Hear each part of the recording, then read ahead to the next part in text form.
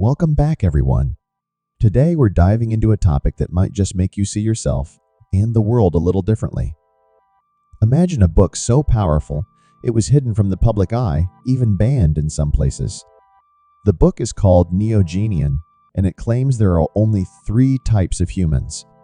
The big question is, which one are you?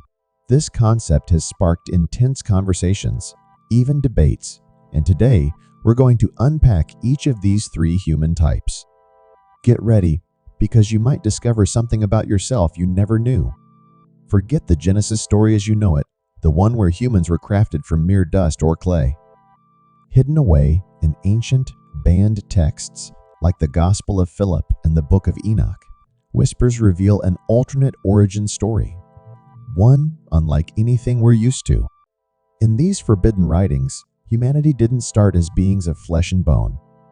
Instead, the first humans are said to have been beings of pure light extensions of God's very essence.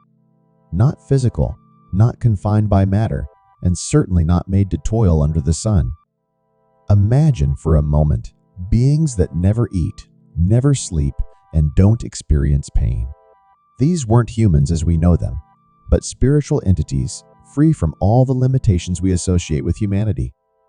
In texts labeled heretical, like the Gospel of Philip, these luminous beings are described as emanations, direct offshoots of divine energy. They didn't need to seek wisdom. They were wisdom. They existed with inherent understanding, and perhaps most extraordinary, a kind of freedom we can barely comprehend. So here's something to ponder. Why would such beings of pure light and knowledge be forgotten? Why erase them from our story? From our religious texts to our culture and history, hints of a forgotten origin echo through the ages. These forbidden writings imply that the beings of light had a direct, unfiltered connection to God. No priests, no temples, no rituals. Their mere existence was a form of worship. With a bond so pure, who needed a middleman? This challenges the very foundation of organized religion, which has long acted as humanity's guide to the divine. If these luminous beings were real, what purpose does organized religion truly serve? And it's not just the Gnostic Gospels that mention them. Similar ideas appear in other ancient manuscripts, from Sumerian texts to Egyptian records. It's as if ancient cultures worldwide were leaving breadcrumbs, inviting us to question the complexity, even celestial origins of humanity. Some texts go even further, suggesting these beings were the true humans, while what we consider human today is merely a downgraded physical version. According to these sources, our bodies, with their flaws and limitations, are like a prison for the soul, a faint shadow of what humanity once was. Why was our spiritual lineage cut off from these beings of light? Were they eradicated, or could they still be among us, hidden from sight? And if they are, could some of us carry remnants of this original, luminous essence? These beings were said to possess gnosis, true knowledge of the divine. This knowledge, this gnosis, gave them a power nearly godlike. But here's the twist. This knowledge was considered dangerous, forbidden. So why would knowing the truth about your own origin be seen as a threat? This is where the conspiracy begins. Call it what you will: the church, society, authority. These powers aren't interested in people with true independent knowledge. They're interested in followers, not individuals who believe they carry the same essence as the Creator. Imagine the implications. If you're a being of light, you're not just dust, not just something to be molded and controlled. You're something beyond, a part of the divine itself. And in that context, concepts like permission, validation, or redemption become unnecessary.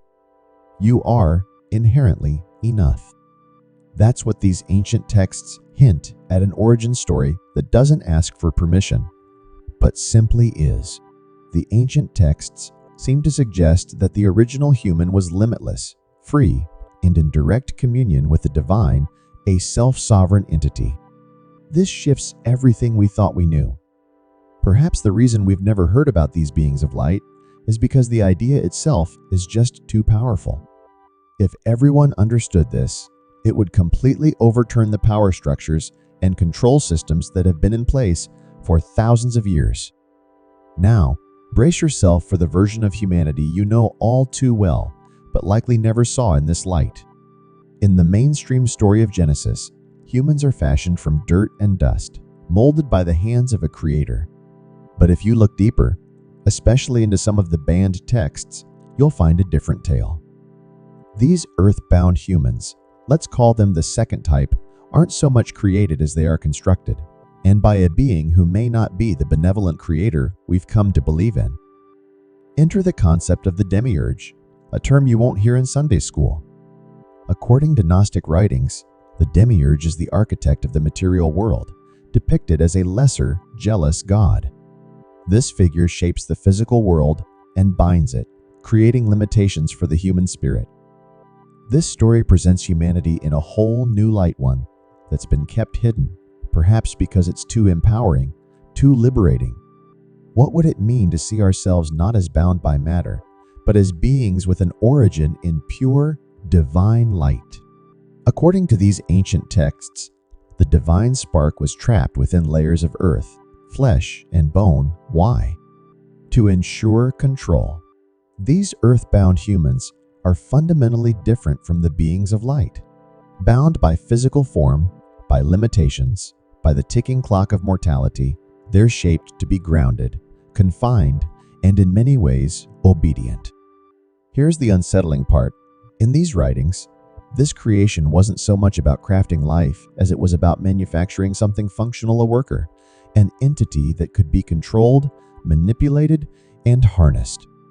This version of humanity is depicted almost like a prototype, a blueprint for a biological machine, something that could be easily directed, distracted, and contained.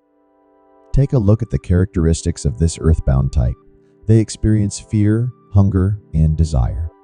These traits, often seen as part of the human condition, aren't accidental. They were designed features, tools to keep humanity constantly searching, constantly needing, forever tied to a world ruled by limitations. Ever wonder why humans seem hardwired to follow authority or get trapped in endless cycles of routine and survival? According to these hidden texts, it's no accident. It's embedded in the very foundation of this type of human. But there's another, even more unsettling layer to this. The Gnostics claimed that this second type of human wasn't just bound to the material world, but was also cut off from true knowledge, or gnosis. This was a strategic move by the demiurge, who didn't want these beings getting any ideas about their true nature. So, earthbound humans were deliberately engineered to rely on intermediaries, systems, leaders, religions. They were kept just in the dark enough to accept what they were told, never realizing they were designed for a life of obedience. The Gnostics weren't just suggesting humanity was limited, they were saying it was intentionally limited. Imagine it, a population engineered to be docile, to accept what's in front of them without too many questions, and to trust systems that promise salvation or order but never actually deliver it. Think about those implications. This isn't just a biological design. It's a blueprint for societal control, a plan that's been running for millennia. The earthbound human type is precisely what mainstream narratives have promoted. It's the story we've all grown up with. Humans are weak, need saving, and exist to serve some higher, often mysterious purpose. This force is described as fire, not a literal blaze, but an intense drive, an uncontainable energy that can both create and destroy. This type doesn't fit neatly into any category. Unlike the beings of light, they aren't purely divine. And unlike earthbound humans, they aren't entirely tied to the material world. Instead, they carry an explosive blend of both realms, walking the line between enlightenment and chaos. These are the humans who rebel, who push boundaries, who refuse to settle for the status quo. They're the visionaries, the revolutionaries, the ones who change everything. Texts describe them as beings with divine wrath and creative fury, entities who don't just accept reality, but reshape it. It's as if they carry an internal spark that drives them to disrupt, dismantle, and demand. Answers to the questions most people avoid, that's where the fireborn thrive. Here's where things get intense. Some ancient texts suggest that fireborn humans weren't dangerous to the universe or creation, but to those in power. Imagine a group of humans who are both fearless and insatiably curious. They'd be a threat to any control system. But these texts don't just describe fireborn humans as fighters, they call them creators. People who can channel their fierce spirit to manifest new ideas, forge societies, and even pave fresh spiritual paths. This isn't just poetic language. Some sources imply that fireborn are literally more connected to the divine than other types, giving them a near supernatural capacity to drive change. The demiurge and those who control the earthly realm fear the fireborn because they can't be suppressed, silenced, or contained. So, let's dig deeper into the personality of a fireborn. These are people who don't settle, who reject conformity. They carry an inner drive that relentlessly pushes them to challenge, disrupt, and reshape. The fireborn don't just live, they ignite. Free from the constraints of any system, throughout history, we see echoes of figures who played by different rules, pushing society forward at any cost. No matter how hard the system tried, they couldn't be controlled. Some might label them troublemakers or radicals, but perhaps there's something entirely different, remnants of an ancient fireborn lineage carrying the same energy of creation and destruction in a world designed to restrain them. We've all heard the phrase, "History is written by the victors." But when it comes to ancient texts, especially those that delve into human origins and our purpose, it seems history has been rewritten, buried, or outright erased by those with something to lose. This brings us to what I'm calling the Neogenian doctrine, an ancient perspective on humanity that has been systematically wiped from our collective memory. This ideology divides humanity into three distinct types: light, earth, and fire. Here's the catch. Knowledge of this doctrine posed a serious threat to religious and political institutions alike. It wasn't merely swept under the rug, it was actively hunted down and destroyed. Why? Because the Neogenian doctrine presents a radical new understanding of humanity, a vision that challenges the very foundations of power and control. It's a concept that's anything but simple, uniform, or docile. The idea that people are born with inherent qualities, that some carry an innate divine essence, while others are engineered for control, would completely upend everything we know. It dismantles the notion that every person should conform to the same mold, follow the same path, or adhere to the same beliefs.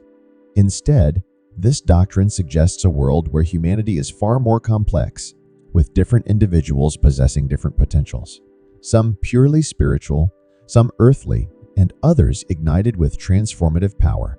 Such a message doesn't align with systems built on control and conformity. Let's examine how these ancient powers operated. Texts that explored Neogenian ideas and described humanity as multidimensional were labeled heretical and eradicated with intention. Think about the Nag Hammadi Library and the Dead Sea Scrolls. These texts barely escaped destruction, and they're just fragments of what once was. How much have we truly lost? How many revolutionary ideas were purged because they didn't fit the narrative of a uniform, obedient humanity? It wasn't just religious authorities eager to silence these concepts. Political rulers understood the dangers of a population aware of its potential. A population that recognizes its diversity and power could challenge the very foundations of control. A society that is aware of its own complexity, one that recognizes its members as unique, each with distinct spiritual and mental capabilities, is a society that questions, demands, and pushes back. When people understand their diverse origins, they don't accept control easily. The Neogenian doctrine makes it clear that some humans were always destined to question, to dig deeper, and to resist.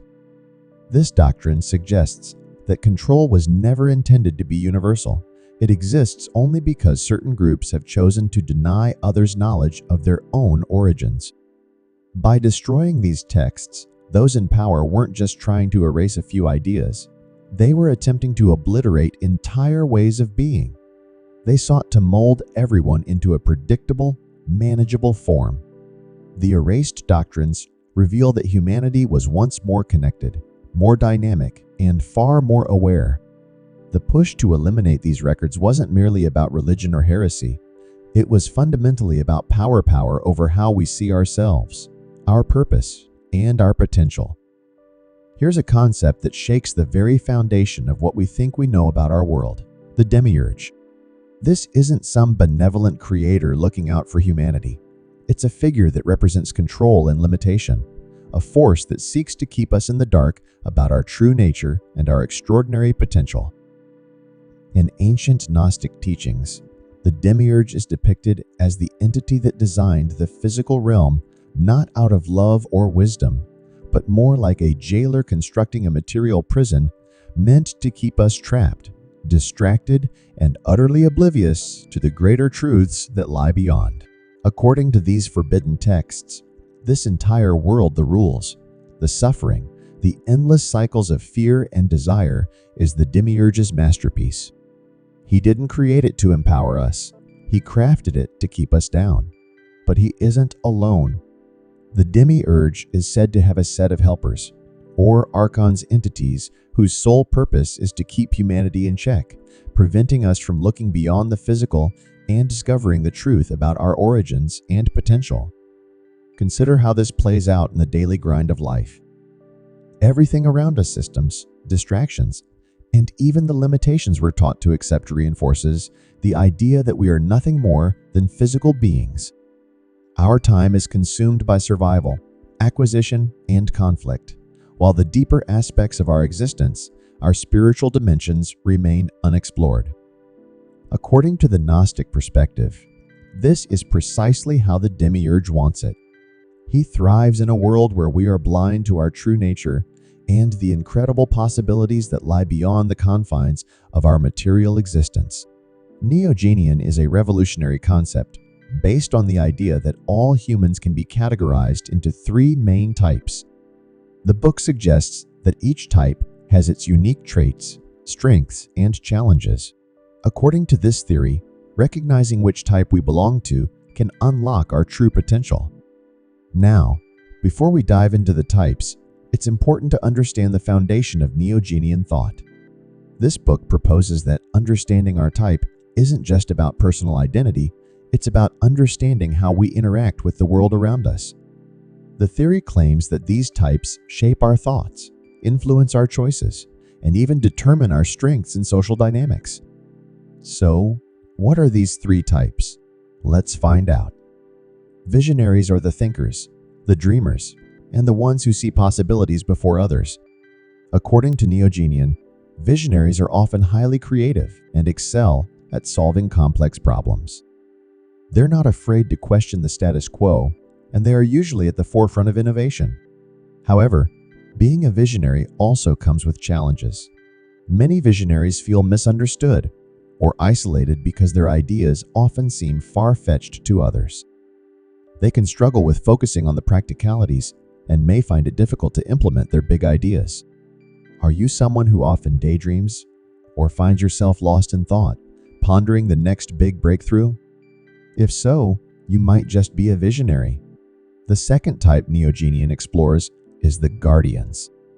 Guardians are grounded, practical, and highly reliable.